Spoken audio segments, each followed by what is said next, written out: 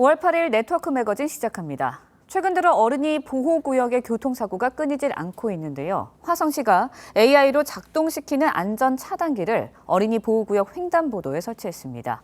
무단횡단이 96%나 줄어들었습니다. 김승돈 기자의 보도입니다. 화성의 한 초등학교 앞 횡단보도입니다. 보행자 신호가 켜지자 차단기가 올라가고 신호가 꺼지면 차단기가 다시 내려갑니다. 아이들도 차단기를 보고 조금 더 조심히 건너려고 하는 것 같아서 부모 입장에서도 너무 마음이 놓여요. 보행자 신호가 꺼져도 횡단보도에 사람이 있으면 차단기가 내려가지 않고 경보음과 안내방송이 나갑니다. AI가 적외선 센서와 카메라로 통제하고 관제센터에서 실시간 모니터링도 합니다. 화성시가 지역 36개 초등학교 횡단보도에 이 같은 AI 보행 안전 시스템을 설치했더니 등하교 시간대 무단횡단이 96% 감소한 것으로 조사됐습니다. 학교 앞 횡단보도를 건널 때 일어날 수 있는 신호 위반이나 예측 출발 등의 사고 위험을 원천 차단할 것으로 기대하고 있습니다. 지난해 전국의 어린이 보호구역에서는 교통사고 514건이 발생해 3명이 숨졌습니다. 화성시는 어린이 보호구역에 설치하는 AI 보행 안전 시스템을 100곳으로 확대할 방침입니다. TV조선 김승도입니다. 전국 지자체마다 인구 감소 문제로 고민이 많은데요. 이와는 반대로 인천 서구에서는 인구가 급증하는 것으로 나타났습니다.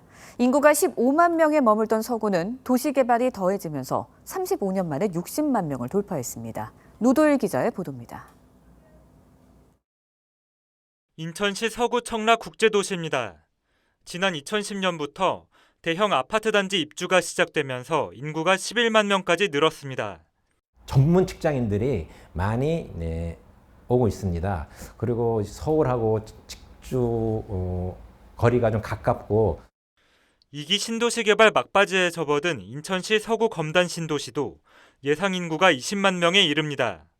35년 전 15만 명으로 출범한 인천 서구 인구는 2015년 50만 명을 넘으며 대도시 특례 적용을 받았습니다. 서구는 과거 농업과 어업 중심이었지만 인천국제공항의 관문인 북인천 IC가 들어서고 도시철도와 공항철도가 연결되면서 인구가 급증하고 있습니다.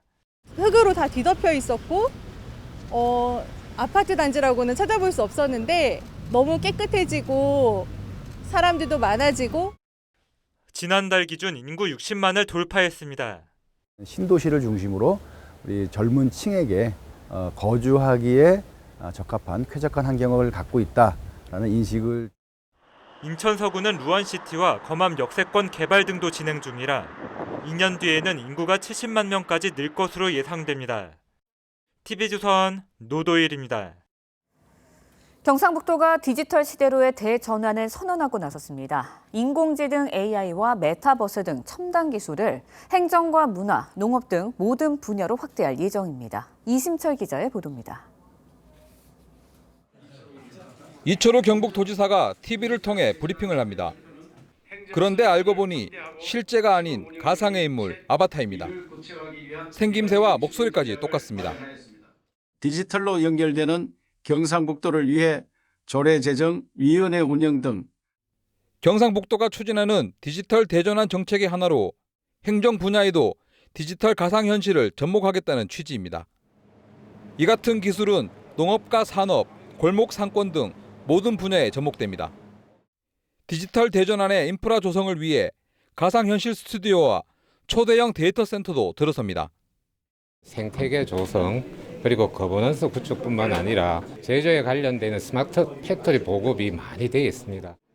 유네스코 세계문화유산 등을 가상 공간에서 체험할 수 있고 산불이나 태풍 등 자연재해 예측과 피해 예방 시스템 구축에도 활용됩니다. 디지털 전환을 통한 청년 유입 효과도 기대하고 있습니다. 청년들이 전문가로 참석할 수밖에 없어요. 디지털로 완전 전환하면 전문가 청년들이 일자리가 많이 생긴다. 경상북도는 올해 말까지 디지털 대전환을 위한 87개 분야 세부 계획을 수립할 예정입니다. TV조선 이심철입니다.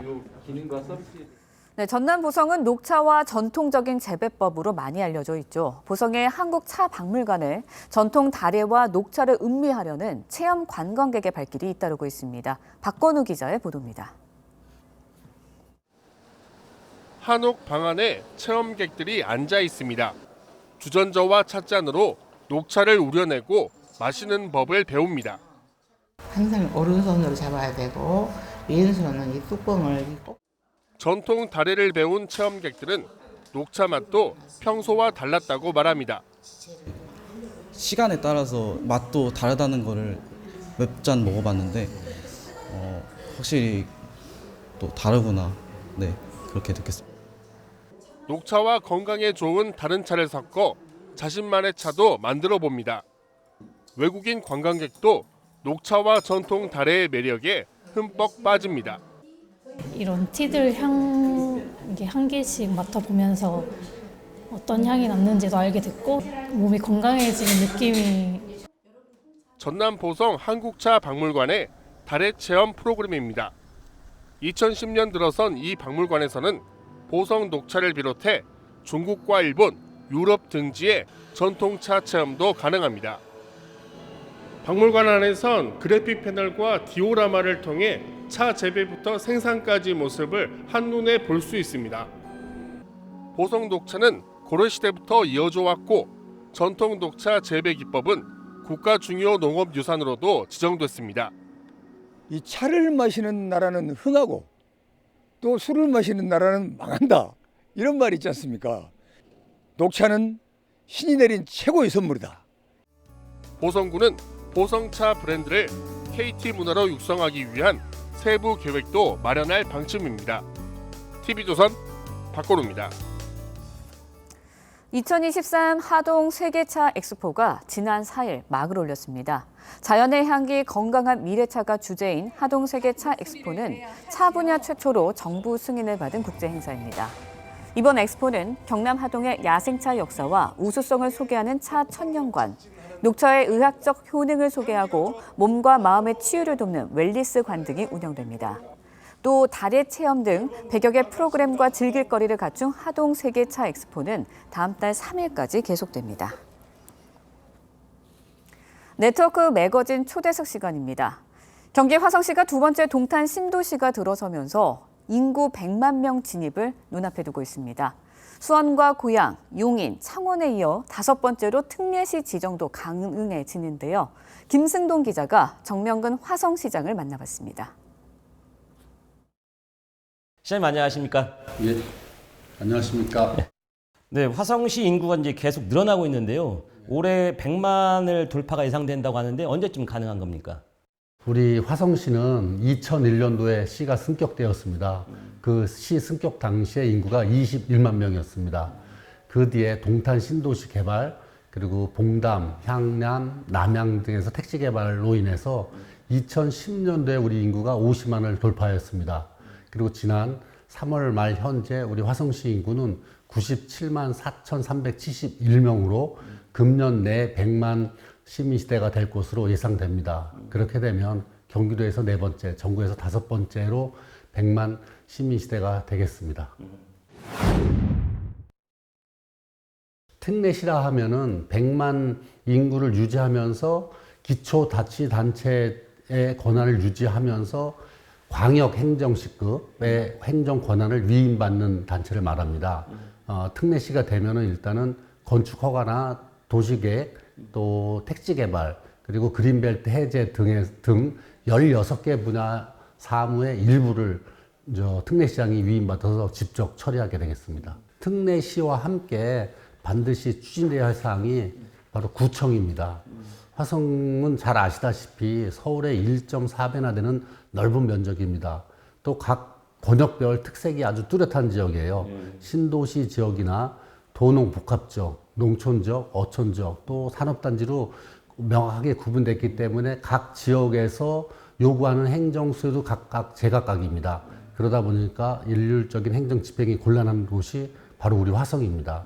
그리고 100만 이상의 도시 중에서 구청이 설립되지 않은 데는 우리 화성이 유일할 것입니다. 그렇기 때문에 신속한 행정 서비스, 또 지역에 맞는 행정 서비스 제공을 위해서 구청은 반드시 설립되어야 하고, 그래야만 특례시가 되더라도 특례시로서의 권한과 기능을 수행할 수 있다고 보여집니다. 취임하자마자 좋은 기업을 유치하기 위해서 노력을 하고 있는데요. 그래서 이번에 상징적으로 20조 투자 유치 팀을 신설합니다. 그래서 20조 이상을 반드시 유치하겠다라는 의지가 담겨 있는 거고요. 좀 지금 진행되는 거 몇 가지만 소개시켜 드리면, 세계적인 반도체 장비 회사가 있습니다. 작년에 ASML과 협약을 맺고 이미 투자가 실현돼서 착공에 들어가 있고, 또 3, 4개의 세계적인 반도체 회사와 협의가 진행되고 있습니다. 금년 내에 아마 가시적인 성과가 나타날 것입니다. 그리고 화성에는 한 30여 개의 대기업이 있습니다.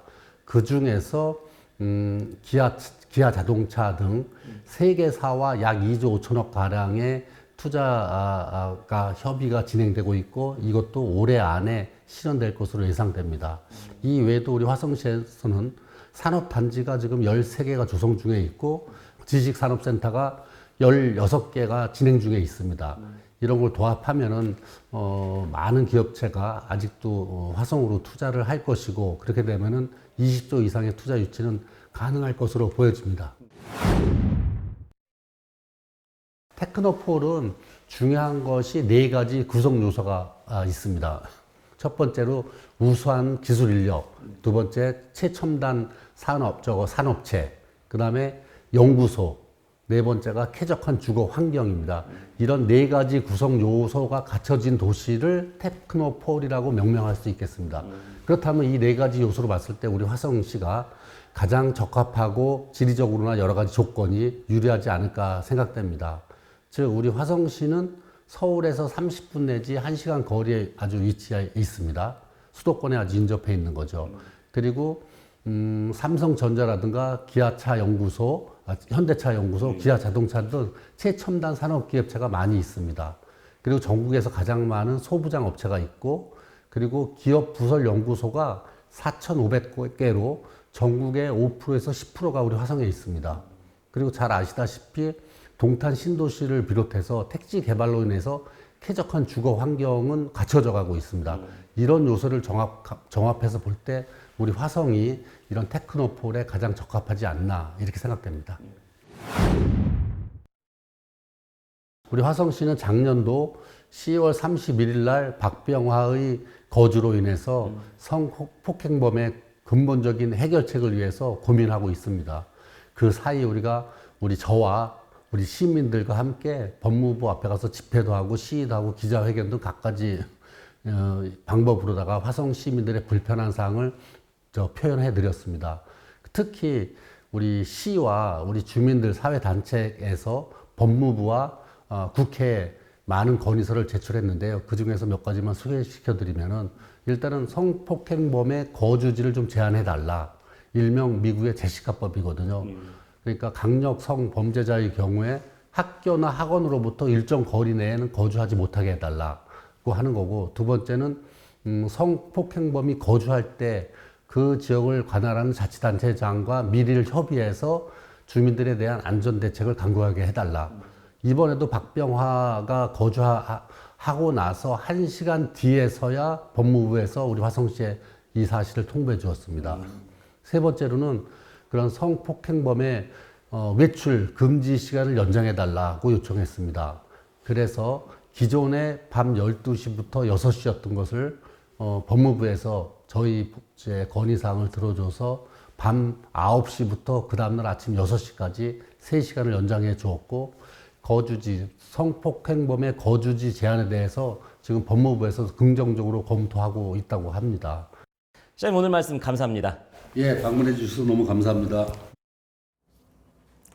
네트워크 매거진 여기서 마칩니다. 다음 주 월요일 아침에 다시 찾아뵙겠습니다. 시청해 주신 여러분 고맙습니다.